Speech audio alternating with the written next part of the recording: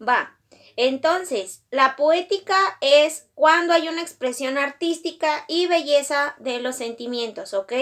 O de las emociones. Esto se da o que es capaz de experimentar el ser humano. ¿Qué emociones? Pues alegría, tristeza, enojo, furia, admiración, también es un tipo de sentimiento, ¿ok? Y eso se da en la poética. Ahora, todos los textos recreativos tienen un propósito comunicativo. ¿Cuál propósito comunicativo recuerdan? Hay un montón, ¿ok?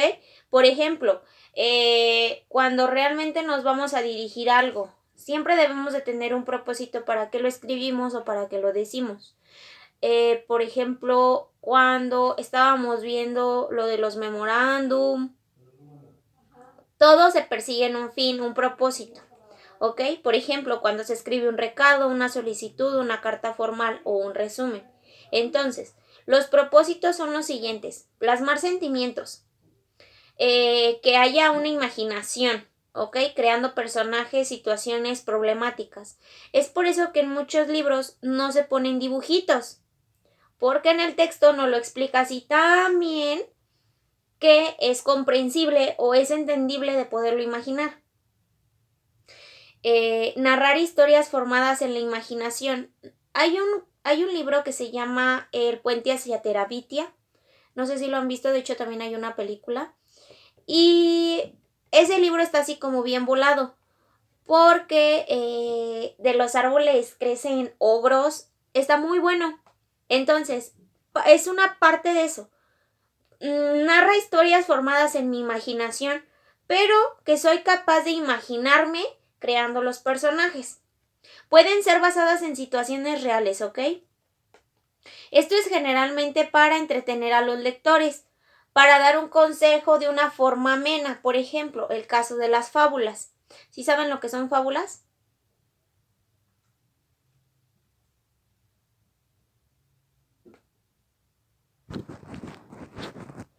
Y en segunda, pues porque se puede dar, se puede dar un consejo de una forma amena, como en este caso de las fábulas, ¿ok? Recaba historias que se cuentan de una manera oral, para darlas a conocer, como por ejemplo las leyendas. Hubo mucho tiempo aquí que se daban recorridos de leyendas, no sé si les tocó ir. Ahora, así como hay características internas, también hay características externas. En especial son los siguientes. El formato literario es una parte bien importante, que es la prosa, el verso y el diálogo. ¿Ok? Por ejemplo, cuando hablamos de una característica externa, hablamos de una extensión variable.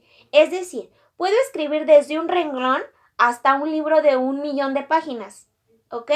¿Por qué? Porque mi tema, mi cuento, mi leyenda me da como para hacer un montón de cosas, ¿ok? Mi texto recreativo. Entonces, por ejemplo, un chiste, un refrán, algunos cuentos que son muy breves, son cortos. En cambio, una novela es una narración larga que nos puede llevar varios días o semanas leyendo a diario. ¿Ok? ¿Sí queda comprendido? Ahora, hablamos de prosa a la manera en la que presentamos un escrito, que se le conoce como renglón seguido. ¿Ok? Acuérdense, prosa y verso. Entonces, cuando hablamos de una prosa es ocupando todo el espacio de izquierda a derecha. ¿Sí? Es como cuando uno escribe un cuento. Ahora, cuando uno escribe una canción, lo escribe en versos. Un poema se escribe en versos. ¿Sí entienden la diferencia entre prosa y verso? Fíjense, entonces ahora, es verso cuando las líneas son cortas y están generalmente sujetas a ciertas normas de métrica y de versificación.